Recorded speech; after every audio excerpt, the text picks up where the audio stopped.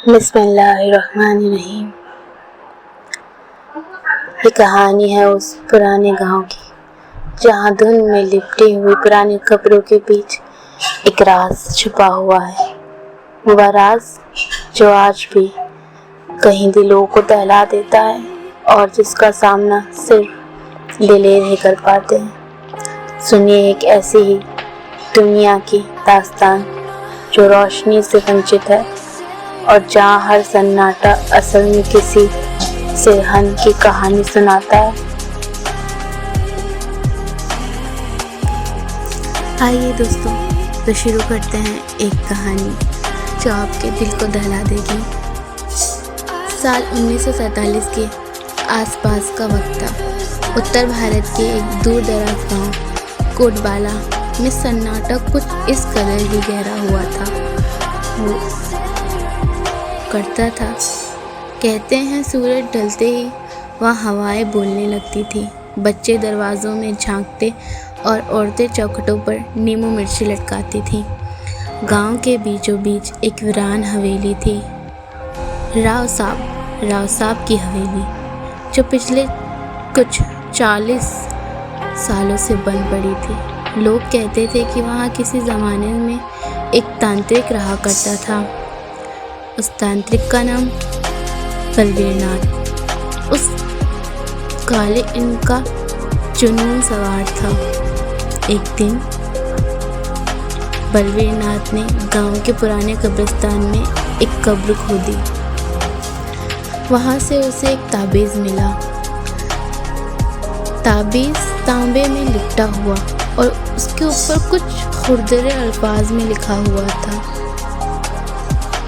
उसे सब लोगों ने उस पेड़ से बांध दिया था, मगर उसने उस ताबीज़ को खोल दिया। ताबीज़ खुलते ही हवा का रंग बदल गया, बांसुओं के झुरमुट हिलने लगे और गांव के कुत्ते रात भर भौंकते रहते। उसी रात बलवीरनाथ गायब हो गया, लेकिन हवेली से चीखें आती रही। गांव में एक बूढ़ा दीवान था जिसे लोग गुलाम चाचा कहकर पुकारा करते थे। चांदनी रात को हवेली के दरवाजे पर बैठकर बड़बड़ाता रहता था और कहता था, वो फिर आएगा, ताबीज़ से निकला है, अब ताबूत ढूंढ रहा है। जब तीसरा बार लाल चांद होगा सब कुछ ख़त्म होगा।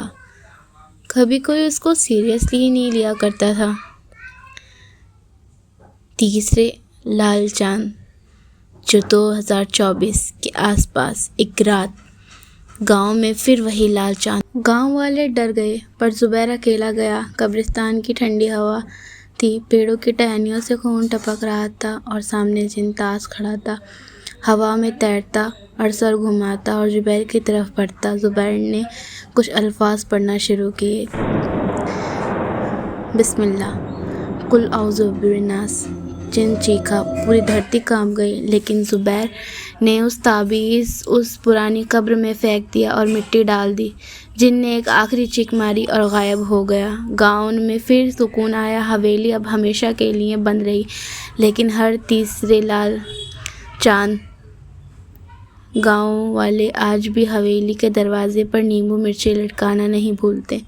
और गुलाम चाचा अब भी कहता है, ताबीज़ दबा है मगर जिन कभी नहीं मरता।